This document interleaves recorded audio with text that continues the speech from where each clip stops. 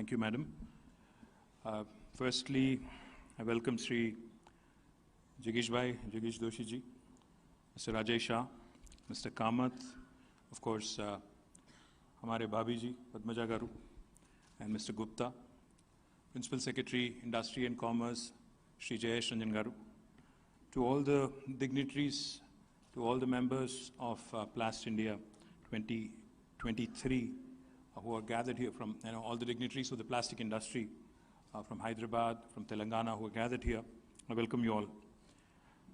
I firstly thank the Plastindia team for choosing Hyderabad right after Gujarat. You've chosen, to start your promotion from Hyderabad. We are thankful to you for that.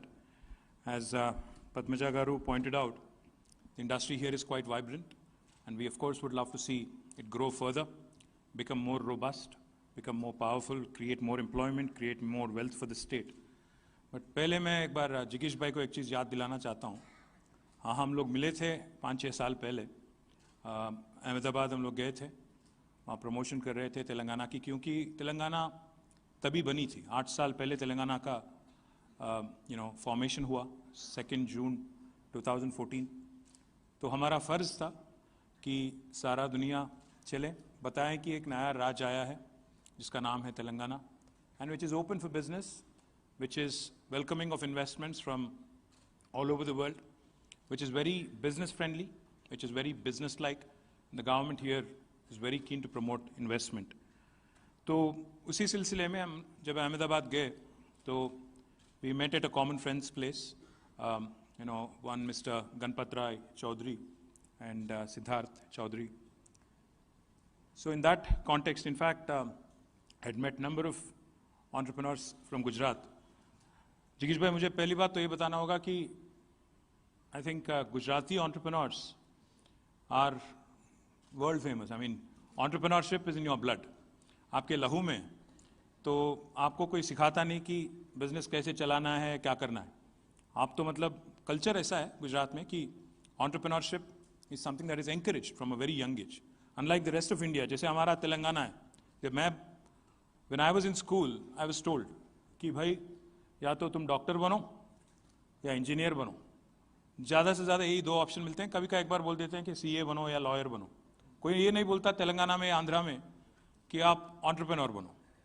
But Gujarat में क्या है, 15-16 साल से ही काम में लग जाते हैं, फैमिली बिजनेस में.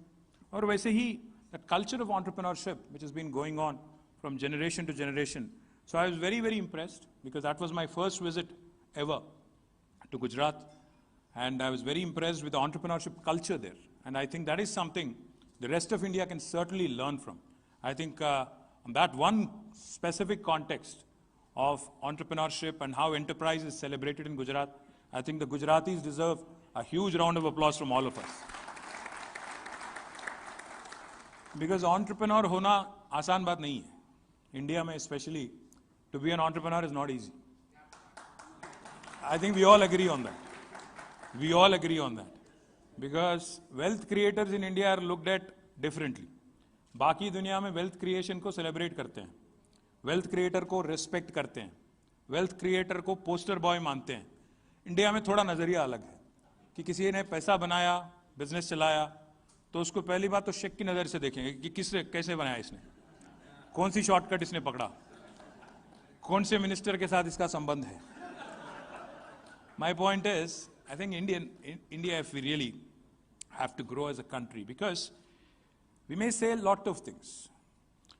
अजय जी बता रहे थे अपने प्रेजेंटेशन में, मैं देख रहा था कि हम लोग 6th लार्जेस्ट इकोनॉमी है, 3.1 ट्रिलियन इकोनॉमी हमारी है.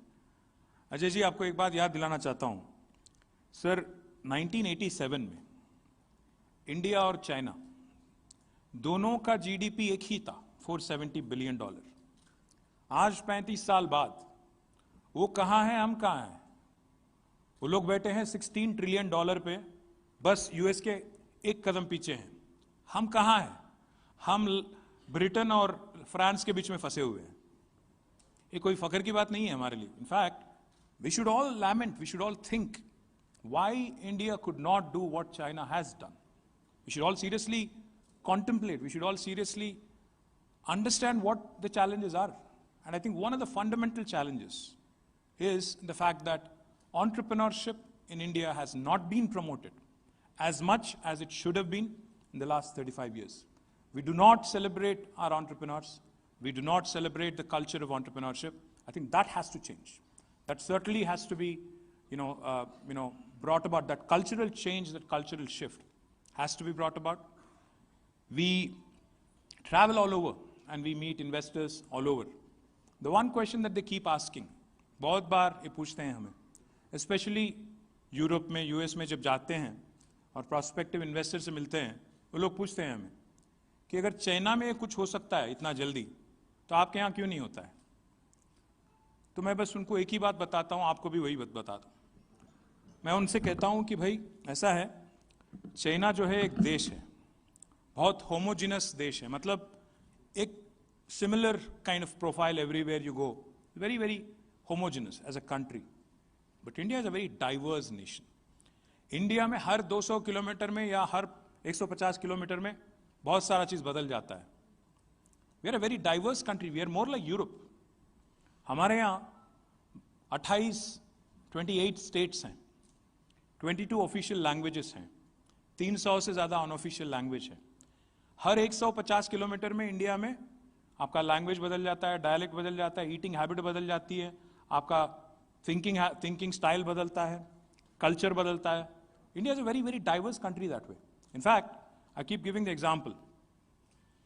जयेश रंजन जी और मैं दोनों भी एक ही गवर्नमेंट के लिए काम करते हैं, बट वो जो भाषा बोलते हैं अपने घर में और मैं जो भाषा बोलता हूँ हमारे घर में, इन दोनों में इतना फर्क है. वो हिंदी बोलते हैं, मैं तेलुगु बोलता हूँ. इतना फर्क है जितना कि फ्रेंच और जर्मन में है. मैं यही समझाने की कोशिश करते रहता हूँ बाहर, और मैं यही बोलता हूँ बाहर हमेशा जब भी कोई प्रोस्पेक्टिव इन्वेस्टर मिलता है, मैं उनसे यही कहता हूँ कि it all depends on the gateway you choose to enter India through. क्योंकि India is not one entity, there are 28 different Indias. आप कौन सी एंट्री पॉइंट लेते हो उस पर आपका एक्सपीरियंस इंडिया का डिपेंड करता है. मैं कोई और राज्य के बारे में गलत नहीं कहूँगा, बट ये जरूर कहूँगा कि आप तेलंगाना से अगर एंटर करते हो तो बहुत पॉजिटिव आपके एक्सपीरियंस रहेंगे. जैसा अभी जिगीश भाई बता रहे थे, आपको मिनिस्टर अपना मोबाइल नंबर देगा, प्रिंसिपल सेक्रेटरी बोलेगा कि मैं आपको चार्टर फ्लाइट भी भेजूंगा. हम लोग बात ही नहीं करते हैं, सर आपको बताना पड़ेगा. ये चार्टर फ्लाइट की जो आपने बात की, एक एग्जाम्पल मैं देता हूं आपको. कोविड के दरमियान मैंने एक न्यूज आइटम पढ़ा था पेपर में, इकोनॉमिक टाइम्स में एक आर्टिकल था कि एक कंपनी है किटेक्स, जो दुनिया का second largest kids apparel manufacturer है. दुनिया का second largest kids apparel, baby और किड्स अपैरल जो गैप में, ओल्ड नेवी में, बनाना रिपब्लिक में सारा दुनिया खरीदता है, वो बनाने में सेकंड लार्जेस्ट है. वो केरला बेस्ड है. तो उनकी वहाँ पे कोई प्रॉब्लम हो गई केरला गवर्नमेंट के साथ, और उनका जो इन्वेस्टमेंट था 3,500 करोड़ का, जो केरला में वो लगाने वाले थे, थोड़ा नाराज थे, तो कोई और राज्य की तरफ देख रहे थे, श्रीलंका की तरफ देख रहे थे. उनके पीछे बहुत सारे लोग ऑलरेडी थे. तो मैंने न्यूज़ आइटम देखा एक मंडे के दिन इकोनॉमिक टाइम्स में. तो मेरी एक आदत है, बुरी आदत है, हर दिन मैं 13 न्यूज़पेपर पढ़ता हूँ, और उसमें जो भी दिखता है तो एक फ़ोटो ले लेता हूँ, फिर मैं अपनी टीम को भेजता हूँ व्हाट्सएप में. मैंने जयेश जी को भेजा, बोला कि ये आदमी कौन है, पकड़ो इसको.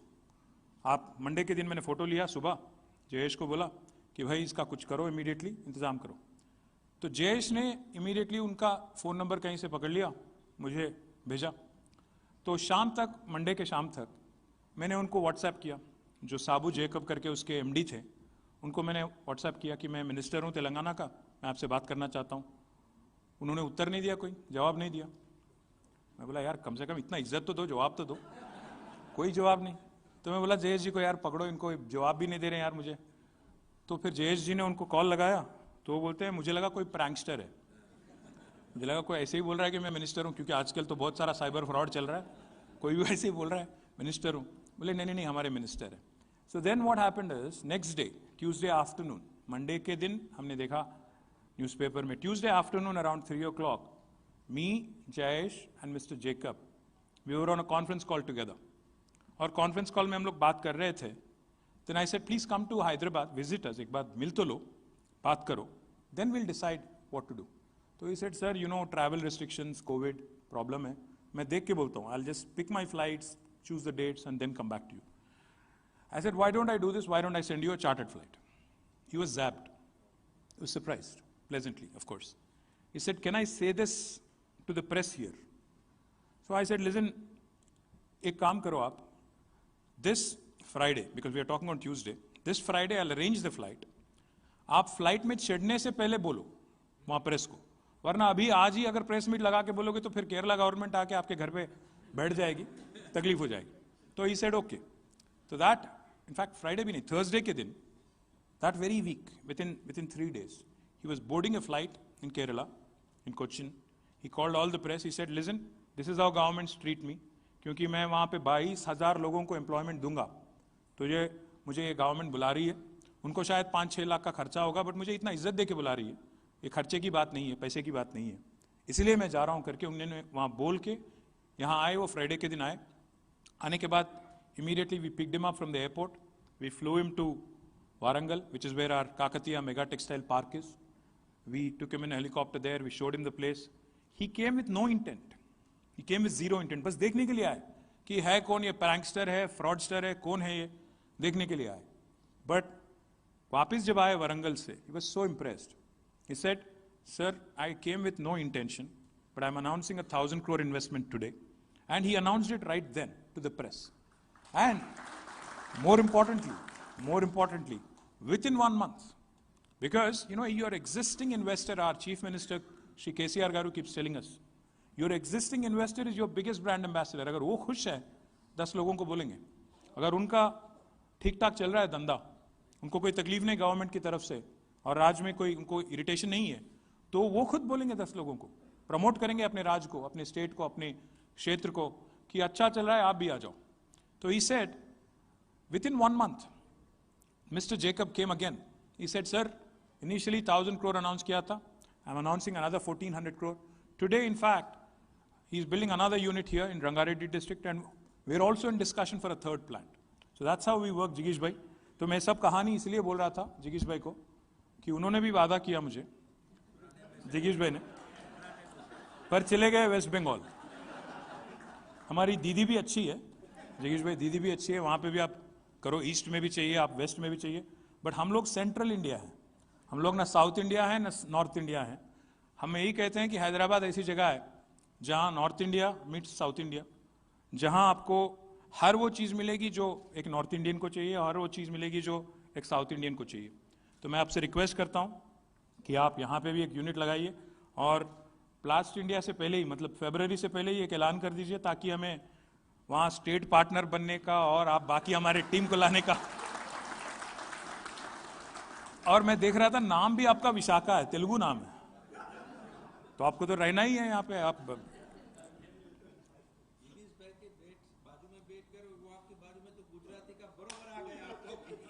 तो हमें जिगीश भाई से ही रिक्वेस्ट कर रहा था मैं कि आप यहाँ आइएगा और ज़रूर एक प्लांट लगाइए, ताकि बाकी हमारे जो जितने भी लीडर हैं इंडस्ट्री के, उनको भी कॉन्फिडेंस मिले. मैं आपको एक और बात भी बताता हूँ जिगीश bhai. You are not the first Gujarati firm to come to Telangana. In the last 8 years we've had good success of Gujarati businessmen coming into our state. चिरीपाल है, एक बहुत बड़ी फर्म है, गुजरात से हैं.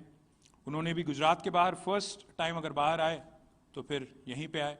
वेल्सपन का एक अंजार में, गुजरात में एक बहुत बड़ा यूनिट है, 3,000 एकड़ में उनका बहुत बड़ा यूनिट है. उनका गुजरात से बाहर मिस्टर गोयंका का दूसरा इन्वेस्टमेंट यहीं पे पहली बार, वो हमारे रंगारेड्डी डिस्ट्रिक्ट में बहुत बड़ा यूनिट उन्होंने लगाया. मैंने खुद उसका इनॉग्रेशन किया. उनका 500 एकड़ ज़मीन लिया, उसमें बहुत बड़ा यूनिट लगाया. It's going very well. The third company, Jayesh, what was the third company? Supreme Plastic, of course. We all know Supreme. Supreme also we met, in fact, I think in Bombay, Plastindia में ही हम लोग मिले थे. और again, Supreme also has come here, and they have also set up shop here. So my request is, Telangana, in fact, is possibly one of the most progressive states in India today. We are extremely friendly when it comes to business houses and creation of employment for our locals. We are committed. And I would also like to say one thing, and I was asking Jigish Bhai also to clarify this to the media particularly. Plastic ban की बहुत बात होती है. Plastic single use, और वो भी एक category वाले प्लास्टिक बैन है. मैं एक चीज कहना चाहता हूं, I am also the minister for urban development and municipal administration. Till such time, it's It's a good thing that we are banning non-biodegradable material. It's plastic, it could be something else. But the fact is, unless you find an alternative, for the people at large, why do people use plastic? Because it's convenient, because it's cheap, because it's readily available all over the place. Unless we find a strong substitute which will encourage people and which is available all over, namesake अगर एक कागज पे लिख दिए कि ban है, नहीं काम होगा. एक ढंग का अल्टरनेटिव पकड़ना पड़ेगा, उसके बाद ही हम लोग इसको सख्ती से we can enforce it. Otherwise it will just be on the paper, another good thing on the paper.